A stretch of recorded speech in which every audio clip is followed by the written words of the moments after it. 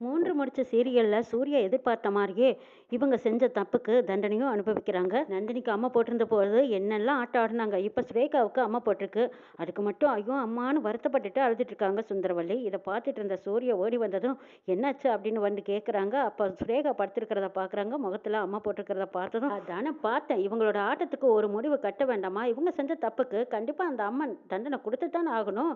நந்தினிக்கு அம்மா போட்டிருந்தது போது என்னெல்லாம் வேடிக்கை பண்ணுனாங்க. எப்படியெல்லாம் பேசி மனச காயப்படுத்துனாங்க. கைகொட்டி சிரிச்சுட்டு இருந்தாங்கல்ல. அது மட்டுமா என்னெல்லாம் சாப்பிடக்கூடாதோ அதெல்லாம் சாப்பிட்டாங்களே. வீட்டுக்கு ஆர்டர் பண்ணி நான்வெஜ் ஐட்டங்கள் எல்லாம் சாப்பிட்டு ரசிச்சு ருசிச்சு அப்படியே அப்படி கோலாகலமா கொண்டாட்டமா இருந்தீங்களே. இப்ப என்னாச்சு பார்த்தீங்களா? வினை விதைச்சவன் வினை அறுப்பான்னு சொல்றது பொய்யாகலையே. அதுதானே உண்மைன்னு சூர்யா சொல்லவும், டேய் என்னடா இப்படியெல்லாம் பேசிட்டு இருக்கேன்னு கேட்குறாங்க அருணாச்சலம். பின்ன என்னப்பா, நந்தினி அம்மா போட்டு முடியாம படுத்திருந்த போது இந்த தாய் கொலை என்ன பேச்சு பேசிக்கிட்டு இருந்தாங்க. இப்ப தான் பொண்ணுக்குன்னு வந்ததும் கண்ணெல்லாம் கலங்கி போய் கிட்டத்துல அதுவும் பக்கத்துலயே உட்காந்து பாதுகாத்துட்டு இருக்காங்க. அம்மா இருக்கேன் அம்மா இருக்கேங்கிறாங்க. அம்மா இருந்து என்ன செய்ய போறீங்க? இதே அம்மா அன்னைக்கு எங்க போனாங்கங்கிறாங்க. இந்த பக்கம் என்னங்க இவன் இப்படி பேசிட்டு இருக்கான். சுரேகாவுக்கு வேற அம்மா போட்டுருச்சு, என்னங்க பண்ணலாங்கிறாங்க. நான் எவ்வளவோ சொன்னேன். நீங்க யாராவது கேட்டீங்களா? அந்த பொண்ணுக்கு அம்மா போட்டிருந்த போது கொஞ்சம் அடக்க ஒடுக்கமா இருந்திருக்க கூடாதா? என்ன ஆட்டம் ஆடுனீங்க. அதுதான் இப்ப அவ தண்டனையை அனுபவிக்கிறா. அவளுக்கு வந்து மட்டும் வலியா? மத்தவங்களுக்கு வந்தா அது பெருசா தெரியாதா? இப்பவாவது நீ புரிஞ்சுக்க. அடுத்தவங்க பொண்ணு நம்ம பொண்ணு எல்லாம் ஒண்ணு தான். அம்மன் கிட்டயே உங்க விளையாட்ட காட்டிட்டீங்களே. தண்டனையை அனுபவிச்சே தான் ஆகணுங்கிறாங்க அருணாச்சலம். என்னங்க பெத்த பொண்ணுக்கு சாபம் படுற மாதிரியே பேசிட்டு இருக்கீங்க. கொஞ்சம் கூட உங்களுக்கு ஸ்ரேகா மேல பாசமும் அன்பும் இல்லையா? நம்ம பிள்ளைங்க. நீங்க சூர்யா பக்கம் பேசுற மாதிரியே பேசிக்கிட்டு இருக்கீங்கங்கிறாங்க சுந்தரவல்லி. இல்ல சுந்தரவல்லி, இந்த விஷயத்த பொறுத்த வரைக்கும் எல்லாத்துக்கும் ஒண்ணுதான். யார் பக்கமும் பேசல. அதாவது தெய்வ சக்தி கூடவே நம்ம விளையாடி பார்க்கலாமா? நம்ம மனுஷங்க சுந்தரவல்லி. அந்த ஆத்தாவோட கோவத்துக்கு ஆளாகிட்டீங்க. அதுக்கு ஏத்த தண்டனையை நம்ம அனுபவிச்சு தான் ஆகணும். வேற வழியே இல்லைங்கிறாங்க அருணாச்சலம். ஆமா, உங்க பொண்ணுனால சாப்பிட முடியாது. இப்ப chilli chicken, manchurian chicken, biryani இப்படி வேண்டிய வெரைட்டி ஐட்டங்களா ஆர்டர் பண்ணி சாப்பிடலாமே. ஏன் சாப்பிடக்கூடாதா? சாப்பிடுவீங்கல்ல அப்படின்னு கேலியும் கிண்டலுமா பேசிட்டு இருக்கும்போது அங்க சுந்தரவல்லி எதுவும் பேசாம தலை குனிஞ்சு கொண்டிருக்காங்க.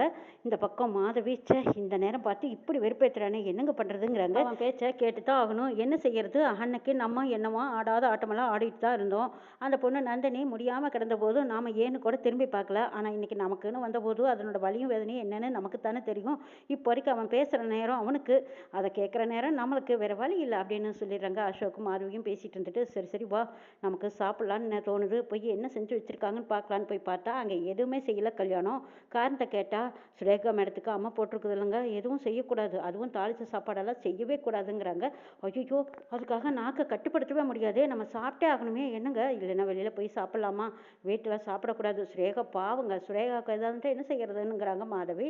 ஓஹோ, அன்னைக்கு நந்தினிக்கு அம்மா போட்டு படுத்திருந்தது, அப்போ நீங்கள் இந்த அக்கறை காட்டவே இல்லை. இப்போ உங்கள் தங்கச்சிக்குன்னதும் வெளியில் போய் சாப்பிட்லாம், அவங்களுக்கு உடம்பு கட்டுக்காதுன்னு வேற சொல்கிறீங்களா? இது என்ன லாஜிக்? சேச்சே, இதெல்லாம் ஒரு மனசு கூட்டமானு கல்யாணம் நினைக்கிறாங்க. அது மட்டும் இல்லை மேடம், நீங்கள் உள்ளே வரும்போது கொஞ்சம் சுத்தபத்தமாக பத்திரமா வரணும், அப்போ தான் அவங்களுக்கு உடம்புக்கு நல்லா இருக்குங்கிறாங்க. கண்டிப்பாக நாங்கள் வரும்போதே தலையோட தண்ணி ஊற்றிக்கிட்டு தான் அந்த சாமிக்கு பயந்து தான் உள்ளே வருவோங்கிறாங்க. அப்படி வாங்க அப்படின்னு சொல்லிடுறாங்க கல்யாணம். இந்த பக்கம் நந்தினி இதை கேட்டதும் அடடா அப்படின்னு சொல்லிட்டு துடிச்சு போயிடுறாங்க. அம்மா போட்டிருந்தா என்னெல்லாம் செய்யணுமோ அதை தானே முன் வந்து செஞ்சுக்கிட்டு இருக்கிறாங்க நந்தினி. இதையெல்லாம் பார்த்த சுந்தரவல்லி, ஏய் ஒழுங்கு மரியாதையாக போ, எப்போன்னு காத்துக்கிட்டு இருந்தியா அப்படின்னு வாய்க்கு வந்தபடி திட்டிக்கிட்டு இருக்காங்க. மேடம் கொஞ்சம் பொறுமையாக இருக்கு, அந்த ஆத்தாவோட அருள் விளையாட்டு, அதனால இதை பற்றி நம்ம தவறாக சொல்லவே கூடாது. நம்ம ஆளாளுக்கு சப்போர்ட் பண்ணித்தான் அந்த ஆத்தாவோட கோவத்தை தணிக்கணும். தயவு செய்து என்னை ஏதோ பணிவிட செய்ய விடுங்கன்னு கெஞ்சி கேட்குறாங்க நந்தினி. இதை கேட்ட சுரேகா, இல்லைம்மா இவ மட்டும் என் முன்னாடி வரவே கூடாது, இவ வந்தானா எனக்கு அவ்வளோ கோவம் ஆத்திரம் வருதுங்கிறாங்க. இதை பாரு சுரேகா, அப்படிதான் இருக்கும். நான் கொண்டு வர ஜூஸாவது குடி, இல்லைன்னா இளநீராவது குடி, நீ எதுவும் சாப்பிடாம கிடந்துடக்கூடாது. இந்த நேரத்தில் எதுவுமே சாப்பிட பிடிக்காது. நானும் அப்படிதானே கஷ்டப்பட்டேன். மேடம் வேப்பிலை எடுத்து கட்டி குடும்பத்தில் சுத்தபத்தமாக இருந்த ஆத்தாவோட கோவம் தணிஞ்சதும் சீக்கிரமாக சுரேகா உடம்புல இருக்கிற அம்மை இறங்கிடும் அப்படின்னு சொல்கிறாங்க. நீ ஒன்று எனக்கு சொல்ல வேண்டியதுடி, நாங்கள் தான் உன்னை வேண்டான்னு வெறுத்து ஒதுக்குறமல்ல, வெளியில் போக முதல்ல அப்படின்னு சுந்தரவல்லி கத்திக்கிட்டு இருக்காங்க. நந்தினி எதுவும் பேசாமல் வெளியில் போய் நிற்கிறாங்க. இந்த பக்கம் சுரேகா கேட்குறாங்க, அம்மா என்னால் ரொம்பவே முடியலம்மா, ஏதாவது பண்ணுங்கம்மா, டாக்டரை கூப்பிடுங்கம்மா, ஊசி வேணாலும் போட்டுக்கிறேன், மாத்திரை வேணாலும் சாப்பிட்டுக்கிறேன், எனக்கு உடனே குணமாயிட்டா போதும்னு சொல்லிட்டு இருக்காங்க. இதை பாரு, உடனேவெல்லாம் இது குணமாகாது. 3 நாள் 5 நாள் 7 நாள் இப்படி பொறுமையாக தான் அந்த ஆத்தா இறங்குனதுக்கு அப்புறம் தான் தண்ணி ஊற்றணும். தலைக்கு தண்ணி ஊற்றினதுக்கு அப்புறம் தான் வாய்க்கு ருசியாகவே சாப்பிடுவணும். அது வரைக்கும் இளநீர் நீராகாரமாக மட்டும்தான் சாப்பிட்டுட்டு இருக்கணும். வாய்க்கு ருசியாவெல்லாம் கூட சாப்பிட முடியாது. பேசாமல் அமைதியாக படுத்து படுக்கையாக தான் இருக்கணும்னு அருணாச்சலம் பக்குவம் சொல்கிறாங்க. இதை கேட்டு ஸ்ரேகா, ஐயோ என்னாலெல்லாம் முடியாது, நான் வெளியில் போய் ஷாப்பிங் பண்ணியே ஆகணும் ஆகணும். திரும்ப நான் வீட்டுக்கு வந்தபோது வாய்க்கு ருசியாக சாப்பிட்டாகணும். எனக்கு அதெல்லாம் செஞ்சே ஆகணும். என்னால் இப்படியெல்லாம் படுத்தே கிடக்க முடியாதுங்கிறாங்க. நந்தினி ஜூஸ் எடுத்துகிட்டு போய் அவமானப்பட்டு வெளியில் வந்து நின்று இருக்கிறத சூர்யா பார்த்துடுறாங்க. பார்த்ததுக்கப்புறம் நந்தினி ஏன் இங்கே நின்றுட்டுருக்க, அதுவும் இந்த ரூமுக்கு முன்னாடி, நீ இங்கெல்லாம் வரவே கூடாது, நீ இந்த வீட்டு மகாராணி, நீ போய் உன் ரூமில் இருங்கிறாங்க. சூர்யா இதை கேட்ட நந்தினி இல்லைங்க பாவங்க ஸ்ரேகா அனுத்திட்டே இருக்கா, இந்த நேரத்தில் என்ன சாப்பிட்டா பிடிக்கும் என்ன சாப்பிடக்கூடாது இதெல்லாம் நான் சொன்னதுக்காக வந்தேன், பார்க்கறக்கே ரொம்ப கஷ்டமாக இருக்குங்க, அதான் ஜூஸ் எடுத்துகிட்டு வந்தேங்கிறாங்க. அடடடா உனக்கு எது சொன்னாலும் உனக்கு புத்தியில் உரைக்கவே உரைக்காதா, இதுக்கெல்லாம் திரும்ப திரும்ப இப்படி தான் நன்றி விசுவாசமே இல்லாமல் நடந்துக்குவாங்க. இவங்களுக்கு போய் நீ நன்றி விசுவாசமெல்லாம் பார்த்துட்டு இருக்க, மனிதாபம் இல்லாத ஜென்மங்களுக்கு நீ என்ன செஞ்சாலும் அதை யோசிக்காத, அதை நினச்சி பார்க்காது. இது தெரியாமல் ஏன் நந்தினி இப்படி நீ அசிங்கப்பட்டு வந்து நிற்கிற, உனக்கு தான் எத்தனை தடவை நான் சொல்கிறது, இதுக்கு மூஞ்சிலேயே நீ முழிக்காத, நீ எப்படி படுத்த படுக்கையாக இருக்கும்போது என்ன ஆட்டம் ஆடினாங்க தெரியுமா, உனக்கு தெரியாமல் இருக்கலாம் ஆனால் எனக்கு எல்லாம் தெரியும் நந்தினி. போ போ போ போ நீ போயும் ரூமில் போய் உட்காரு, இல்லைன்னா அதான் ஹாலில் கால் மேலே கால் பட்டு உட்காரு, நீ இந்த வீட்டு மகாராணி, அதுவும் ஏன் பொண்டாட்டி, நீ இப்படியெல்லாம் பணிவிட செய்யக்கூடாது. ஏதாவது அவங்க வேணும்னா கல்யாணம் அவ கேட்டுக்குவாங்க, அவர் கொண்டு வந்து கொடுப்பாங்க, அதையும் தாண்டி இல்லைனாலும் அவங்க கடையில் ஆர்டர் பண்ணி சாப்பிட்டுக்குவாங்க. நந்தினி நீ ஒன்றும் கவலைப்படாத, வா வா வா அப்படின்னு கூப்பிட்டு இருக்கும்போது அங்கே சுந்தரவள்ளி சூர்யாவை பார்த்து முறைக்கிறாங்க. என்ன தாய்க்குளமே முறைச்சு பிரயோஜனம் இல்லை, தலைவலி தனக்கு வந்தால் தான் தெரியும்னு சொல்லுவாங்க, அதுதான் அனுபவிங்க ராஜா அனுபவிங்கன்ட்டு போகிறாங்க சூர்யா.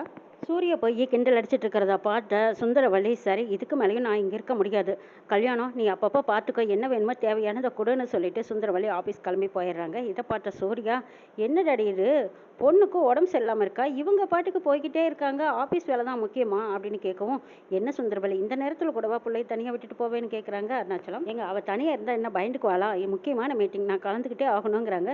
சுந்தரவள்ளி நீ புரிஞ்சுக்காம பேசாத, இது அம்மா போட்டிருக்கும் போது நம்ம வீட்டில் இருந்து யாராவது ஒருத்தர் கவனிச்சுக்கணும், நீ தான் நந்தினியை அன்னைக்குன்னு சரியாக கவனிக்கல, ஆனால் இப்போ நீ பொண்ணை நீ தான் பார்த்துக்கணும், நந்தினி போய் பேச்சு கொடுத்தாவே அவள் கோவப்படுறா அடிக்கிறதுக்கு வர்றா, இப்போ வரைக்கும் உன் பொண்ணுக்கு நீதாம்மா பக்கத்தில் இருந்து பக்குவம் சொல்லி பார்த்துக்கணும்னு சொல்லிட்டு இருக்காங்க அருணாச்சலம். இதை பாருங்கப்பா அப்பப்போ என் பொண்டாட்டியும் மனசு கேட்காம ஏதாவது ஒன்று செஞ்சுட்டு தான் இருக்கா, நான் சொல்லிட்டேன் நீ அந்த ரூம் பக்கமே போகக்கூடாதுன்னு, ஆனால் யாராவது அப்படி எதிர்பார்த்துட்டு போகிறாங்க, வீட்டு வேலைக்காரி இருக்கான்னு நினச்சிட்டு போகிறாங்க, அவள் இந்த வீட்டு மகாராணி, ஏன் பொண்டாட்டி, என் மகாராணி எல்லாம் யாருக்கும் பணிவிட செய்ய மாட்டா, அதையும் ஞாபகத்தில் வச்சுக்க சொல்லுங்க அப்படின்னு சொல்லிட்டு இருக்காங்க சூர்யா.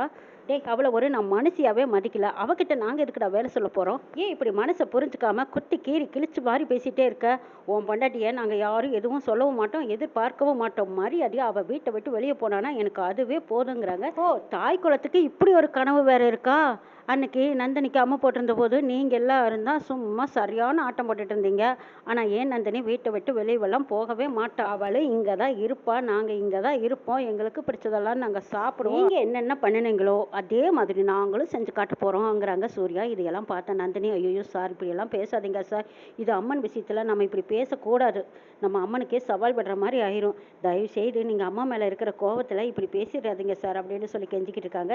ஏய் நந்தினி என்ன நினச்சிட்டு இருக்க, என்கிட்ட இவங்க எப்படியெல்லாம் பேசுனாங்க தெரியுமா, என்கிட்ட என்னெல்லாம் சவால் விட்டாங்க தெரியுமா, அம்மா போட்டிருக்கு உடம்பு சரியில்லைன்னு சொன்னால் வீட்டை விட்டு வெளியே கூட்டிகிட்டு போன்னு சொன்னாங்க, உனக்கு வீட்டை விட்டு வெளியே துரத்த சொன்னாங்க, நாங்கள் அப்படி தான் சாப்பிடுவோம், இந்த எல்லாம் சாப்பிடாம நாங்கள் இருக்க முடியாது இப்படியெல்லாம் சொன்னாங்க.